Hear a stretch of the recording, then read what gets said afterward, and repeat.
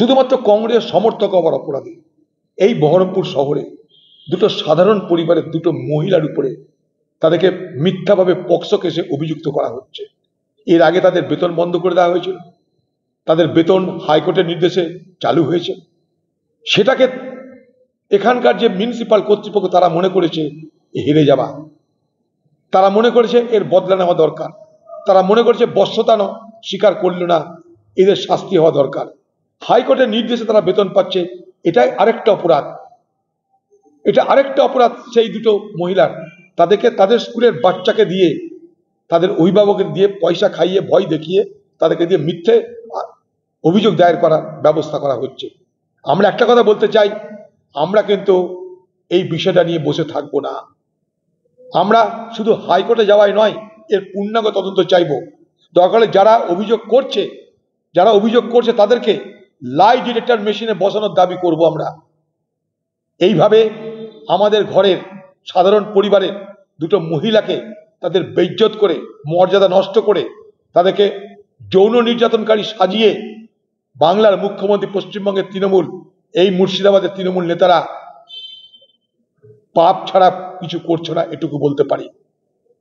এই পাপ সহ্য হবে না। ঘরের মেয়ে প্রত্যেকেরই আছে, প্রত্যেকের বাড়িতে বউ আছে। এই বহরমপুর শহরের মুর্শিদাবাদের মা বোনদেরকে জিজ্ঞেস করব, রাজনীতি করতে এসে তার বদলার জন্য যদি আপনাকে নারী নির্যাতনকারী শাস্তি হয়, শিশু নির্যাতনকারী, যৌন নির্যাতনকারী, তাহলে আপনার মানসিকতা কি হতে পারে? একটা স্কুলে একটা মাত্র বাচ্চা আর 10টা-11টা টিচার, একজন টিচারকে বলা হচ্ছে সেই যৌন নির্যাতন করেছে, বাকি টিচারকেও দেখলো না। একটা ছাত্র, গোটা স্কুলে একটা ছাত্র, দিনের বেলায়, রাতে তো স্কুল চলে না। ঠিক আরেকটা স্কুলে আরেকজন হেল্পার, সেখানে একাধিক শিক্ষক, একাধিক শিক্ষিকা, এ বদনাম তো তাদেরও। তাই যারা অভিযোগ করছে তাদেরকে একটা কথা বলতে চাই, হয়তো প্রলোভনে, হয়তো নানা ধমকিতে আপনাদের মিথ্যা কেসে অংশগ্রহণ করতে হচ্ছে, কিন্তু কোর্ট কিন্তু যখন বিচারে হাত দেবে তখন কিন্তু আপনাদের নিজেদের বাঁচাতে হবে। আপনার শিশুকে আপনাকে যখন কোর্ট জেরা করবে, সওয়াল জবাব কোর্টে যখন হবে, তখনকার কথা মনে রেখে আপনি চিন্তা করবেন। আমি ভয় দেখাচ্ছি না, আমরা যেটা করব সেটা আপনাকে বলছি, ভয় দেখাচ্ছি না কাউকে, কারণ আমাদের কিছু করার নাই, আইনের আশ্রয় নিতেই হবে। এবং আইন আশ্রয় যখন নেব, আমরা অনেক বড় তদন্ত দাবি করব, অনেক বড় তদন্ত দাবি করব।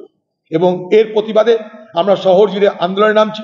সারা মুর্শিদাবাদ জেলায় আগামী কয়েকদিনের মধ্যে, যেহেতু কেন্দ্র সরকার নতুন করে ওয়াকফ বিল আনছে, প্রতিবাদ সত্ত্বেও, প্রতিরোধ সত্ত্বেও, কংগ্রেসের আপত্তি সত্ত্বেও, ভারতবর্ষের 5 কোটি মানুষ আপত্তি জানিয়েছে ওয়াকফ বোর্ড আইন নিয়ে, যাতে কেন্দ্র সরকার কোনো সিদ্ধান্ত না নেয়। এটা ভারতবর্ষের সংবিধানের 26তম অনুচ্ছেদকে অবজ্ঞা করে ভারতবর্ষের যে সমস্ত সংখ্যালঘু সম্প্রদায়ের মানুষ, তাদের অধিকারকে, ধর্মীয় অধিকারকে, সাংস্কৃতিক অধিকারকে কেড়ে নেওয়ার যে অপচেষ্টা হচ্ছে, তার বিরুদ্ধে কংগ্রেস প্রথম দিন থেকে সোচ্চার, আজও সোচ্চার। কিন্তু সবকিছু প্রতিবাদকে উপেক্ষা করে, অগ্রাহ্য করে কেন্দ্রের সরকার আগামী কয়েকদিনের মধ্যে এই ওয়াকফ বোর্ড আইন আনছে।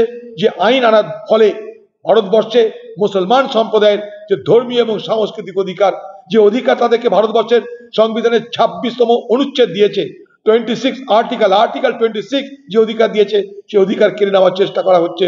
আমরা তার জন্য সারা মুর্শিদাবাদ জেলা জুড়ে প্রতিবাদে নামছি। এর আগে আমরা প্রতিবাদ করেছি, কনভেনশন করেছি, আগামীতেও তার প্রতিবাদ করব আমরা। একদিকে বহরমপুর শহরের জুলুম, আরেকদিকে কেন্দ্রীয় সরকারের সংখ্যালঘু সম্প্রদায়ের মানুষের বিরুদ্ধে তারা যে অন্যায় আইন নিয়ে এসে তাদেরকে অধিকার থেকে বঞ্চিত করতে চাইছে, তার বিরুদ্ধে আমাদের আন্দোলন চলবে।